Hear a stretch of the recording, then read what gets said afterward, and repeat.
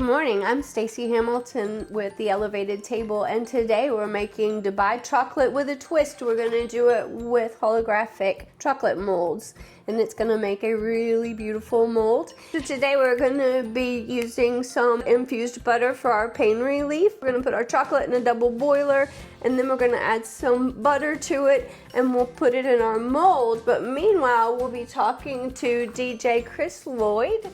I'm excited to have you on the show and learn all about what's going on with you these days. Stacy, I am excited to be here. Thank you so much for having me. Hi there, everybody. Excited to make some chocolate. Here with you making chocolate, we're going to do some melting and holographic making, I think. Yeah. So, Chris, where are you originally from? Originally, I'm from Amana, Iowa, the Amana Colonies. It's right between Iowa City and Cedar Rapids. Grew up there about 14 years. My dad was a longtime radio DJ at WMT, started the open line. It was a lot of fun. They had a hotel in Homestead, Iowa called the DeHeimot. Got to grow up in a hotel. How fun is that? That's so cool. How many rooms was it? 19. Was it like an old hotel or a new? Yes, it was a much older hotel, bed and breakfast, Danishes. No ghosts, but no ghosts. Then I moved at the age of 14 to Cadiz, Kentucky.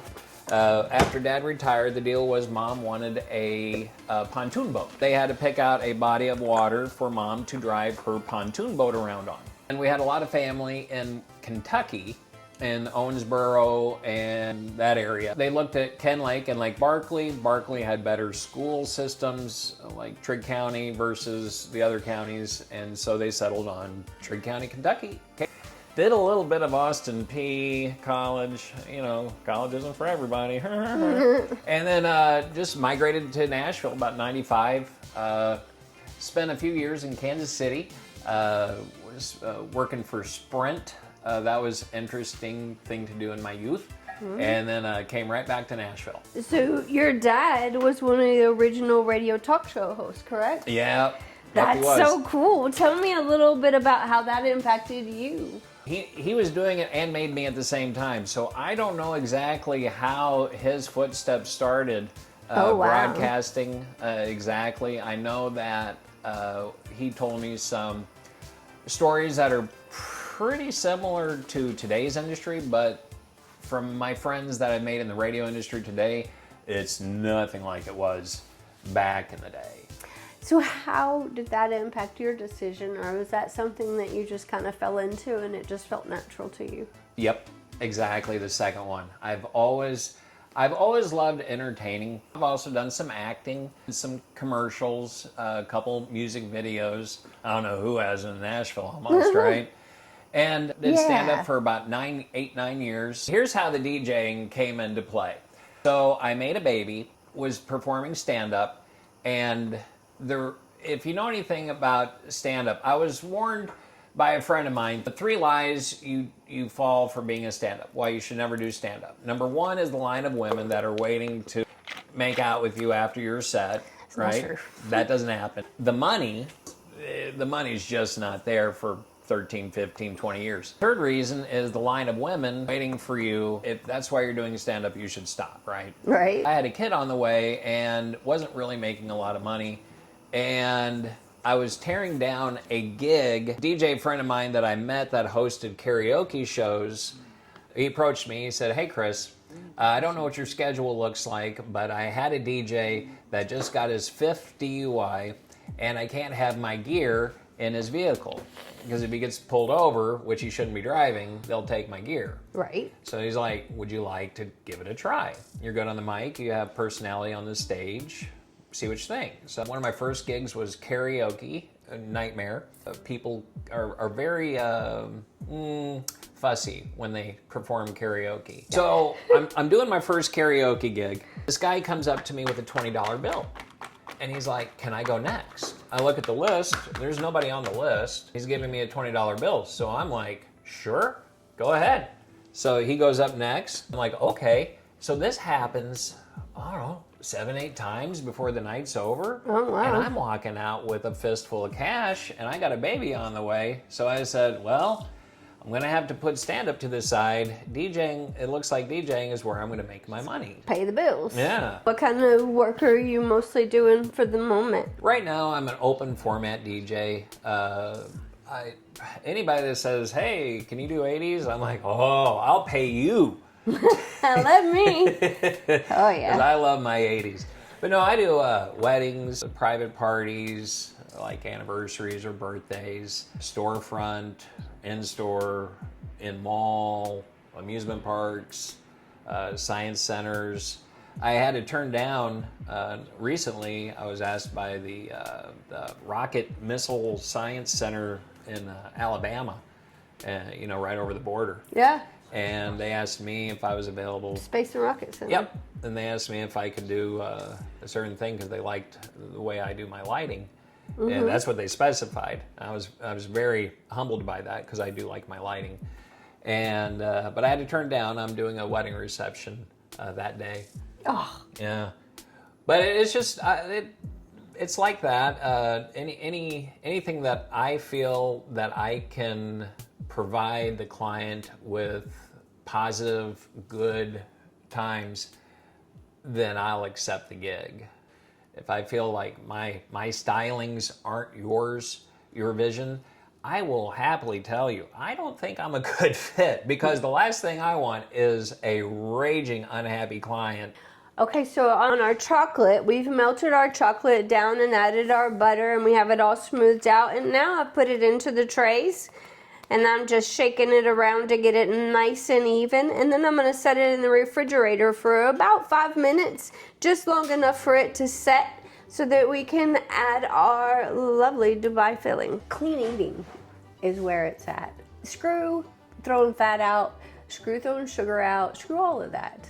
Eat a good healthy diet that's fresh. Use olive oils, use whole fat butter, use whole milks, make your own cream cheese, make your own sour cream.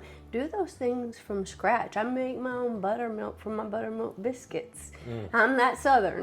I'm that Southern. You do those things and you don't have all the preservatives and the additives and the dyes and all the things that people are putting in, industries are putting into our bodies. We're not choosing to.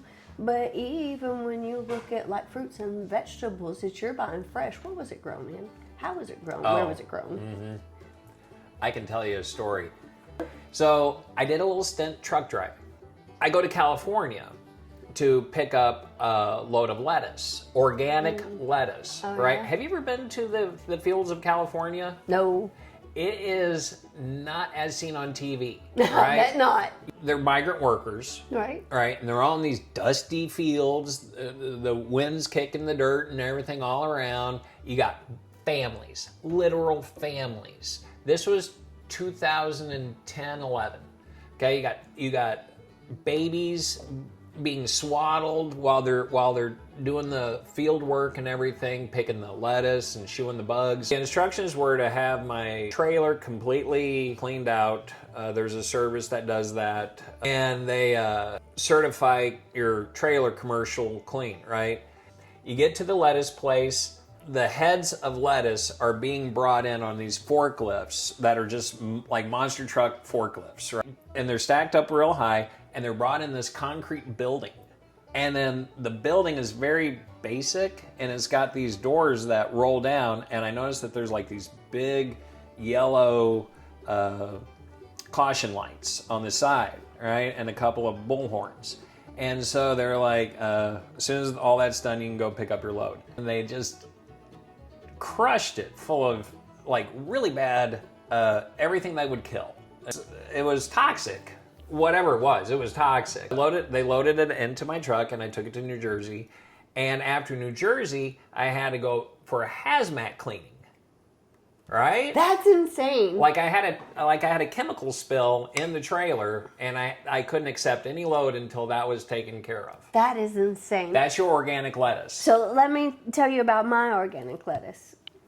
We drive to Etheridge, Tennessee, And we go from Amish family to Amish family, and we get all of our fruits and all of our vegetables. We get our eggs there. You can get whole milk, but it's not pasteurized, so I don't recommend it.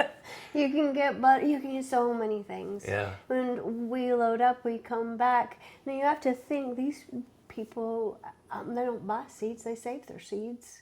How many years I mean, those seeds have got to be heirloom at this point. Yeah. And we're not talking about things that have been crossed this and crossed that. And it's real, pure fruits and vegetables. You can buy honey there. I mean, it's just an amazing, amazing experience. If you've never done it, I got to go with Chase his very first time, and he loved it. Yeah. Yeah, he did. We had a great time. In Iowa, we had a lot of Amish and Mennonite communities, so I was pampered a little bit with that. Let's check on our chocolate. Oh, I can't wait. So we've got our chocolate nice and set here. So we're going to go ahead and put our Dubai filling. Now, pre-prepared. What is Dubai filling? So it is pistachio cream, and that is really tiny strings of phyllo dough. And that texture has a sound. It does. It has a very distinct sound to it. It was actually tough for me to get used to eating it. What do you think about the idea of these private clubs? With the new THCA laws and everything changing here in Tennessee. I'm surprised it's just not a quick way to make a buck with the alcohol licensing. The alcohol industry is butthurt because the cannabis industry overtook them in sales for the first time ever. They smashed them, and now they're a little butthurt about it. Yeah. I hear Jack Daniels and Budweiser are two of the main people that are trying to gain control of the cannabis industry. You mean it's not because of the tariffs? Really? Huh. Wow, that's shocking, isn't it? Not either. But with all the new regulations that are coming to pass, I see a lot of different opportunities, and I hear people planning and talking about doing clubs and that type of thing. Is that something that you would be interested in meeting up with people about and discussing? Absolutely. There has to be a solution that is very commonsensical. Right. There has to be. Let's see. Paying 250% more on your prescription medicine, that doesn't make much sense. Resorting back to alcohol, that doesn't make much sense. Right. So there has to be a, this makes sense, solution to the problems we're facing. I'm excited being a part of this program on this platform to reach a more diverse audience, maybe potential clientele than I have ever been exposed to in my past. Right, and that is really what Elevated Table is all about. I am very excited of expanding my horizons of just humanity. You get into Nashville much? I do enjoy Nashville. I enjoy people that come in on destination occasions because I get to experience people from Wisconsin. I get to experience people from Nebraska. So it's always a neat experience when I get to have the destination crowd in my home field, right? Right. It's just really cool. But the parking and the logistics of downtown is a nightmare. So tell me, I don't know a whole lot about DJing. I just picture you showing up and playing music, but I hear you talk about lighting and that type of thing. So what would an experience with you be like? I love being in a near concert feeling environment. You got good loud sound. Right. You got the lighting. And then you got the energy from everybody around you. You put those together, and if you're not addicted to that, I love that energy. You might want to go to the library. Yeah. I don't know. That might not be your thing.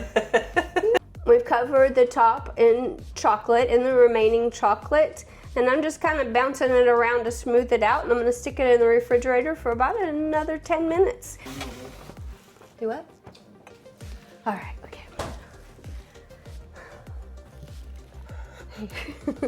You just want to hear the sound?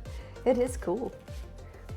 All right, so let's see if we have actual holographic chocolates. Oh, look at that. We do. I did not do a very good job of pushing it down. We got I'm some seeing it air bubbles, right but we got there. it. I'm seeing them. We got it. How wild is that? So here we go. I have never seen holographic candy made in front of my face. There you go. Isn't that cool? And All it's right. not like Project Bluebeam. True test. Cheers. Cheers.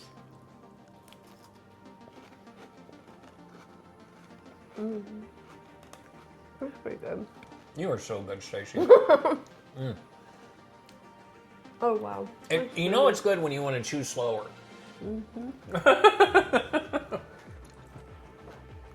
The word would be savor.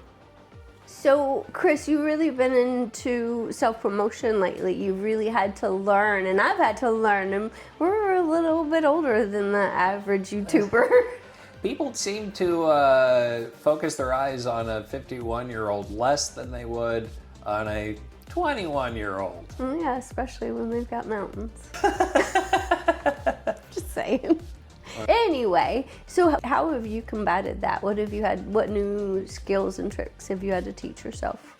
Well, it was more on acquisition, buying the hardware, understanding how to use the gear, and then the second part was just what to say or what to do, or just coming up with something. I'm not very many videos deep into it because I've just begun. But so far, I've had the greatest comment/compliment was by my buddies, soon-to-be wife, Kevin and Heather, and she said, I've really enjoyed your latest series of videos. They've been very entertaining. I mean, I was just like, wow. Yeah. How cool is that? Because I've never done it. And if you don't do it, you're not going to get the feedback, and the feedback was great. But you're naturally a comedic guy, right? I mean, you just stand-up comedy, and you just kind of have that bigger-than-life personality everywhere you go. No. And I bet you don't have any trouble finding people to talk to either. No. No strangers. It gets you in trouble. It can. I can see where it would. Yeah. But how do people reach you if they want to hire you to be their DJ? Oh, it's really easy. I'll even give you my phone number. Please. 615-336, I can't do the rest, 8707. You can reach me online, TheElevatedTable.shop. How cool is that? Yeah. And then Loyded Productions. What I do is more of a production than it is just showing up. Just right? DJing. Yeah.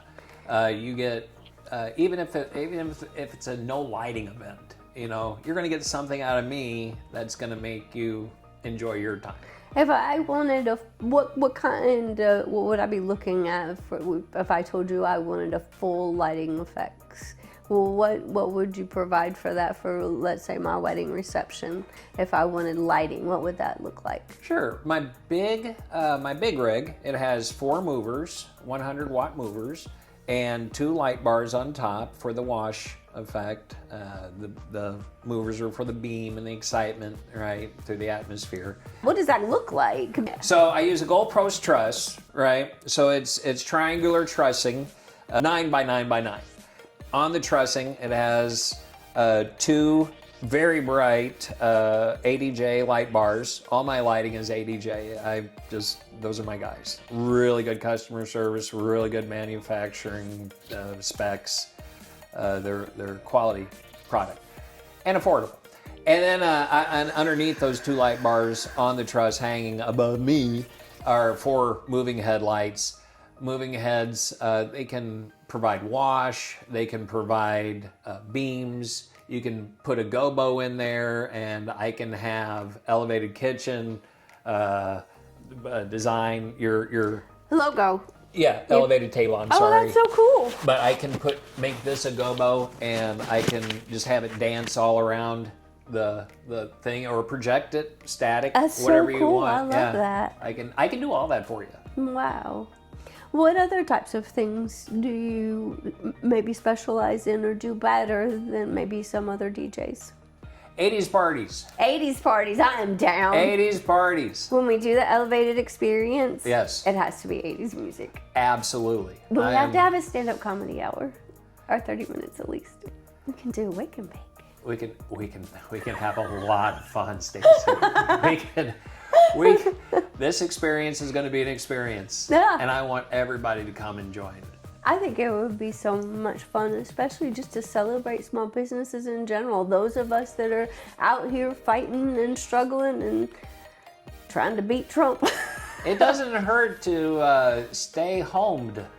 Right? You know, it's one thing to be homeless, but what do you call it when it's the opposite? Right. Is it homed? Yeah, homed. I prefer to remain homed. I want to be homed. I 100% agree with that statement and the hits that small businesses keep taking. I mean, since COVID, we have all struggled, and now with all the state regulations that are coming out and the federal inaction, nothing happening on an FDA level, it's just really frustrating for small businesses trying to fight through all of these regulations and legislation. It totally disgusting. is.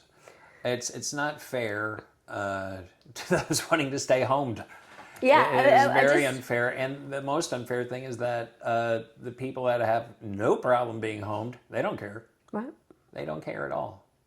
But they somehow get the votes. I don't get this. Hey, you know what? Let's get to those sponsors. Yeah, you know what? It's sponsored by Triple H and then WWE and TKO. Yes, I love wrestling. We didn't talk one bit about wrestling, Oh, but that's no. okay. Hulk Hogan, rest in peace. Oh, that's so He heartbreaking did some really shady things later in his life that turned out with the whole... racism is never good. No. Whether you were publicly a racist or a closet racist.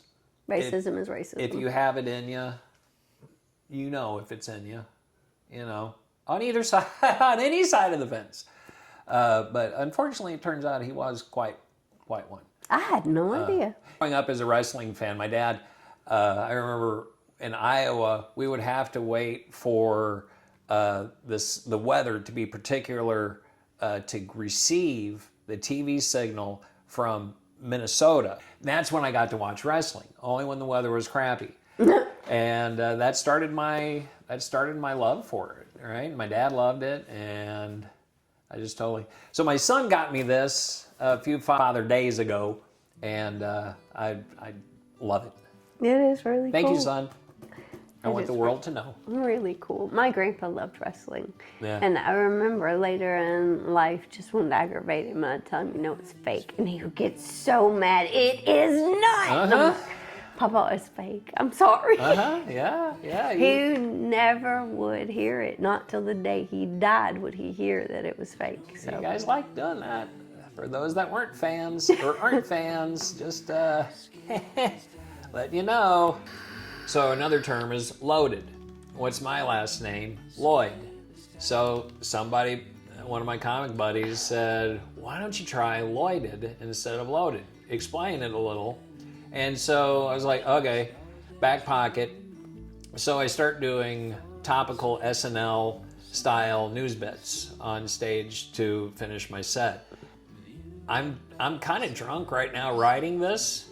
You know, I'm thinking, I'm Loyded. The Loyded News. There we go. So Loyded News became that, then Loyded Productions and Loyded. It just became a brand, you know. I like that. Now I'm not, you know, like drunk anymore, but you know. You essentially don't drink anymore, do you? No, I don't drink. I don't have a social nothing. I'm even nervous when it's in the food. So please like and subscribe The Elevated Table. We need all the help we can get.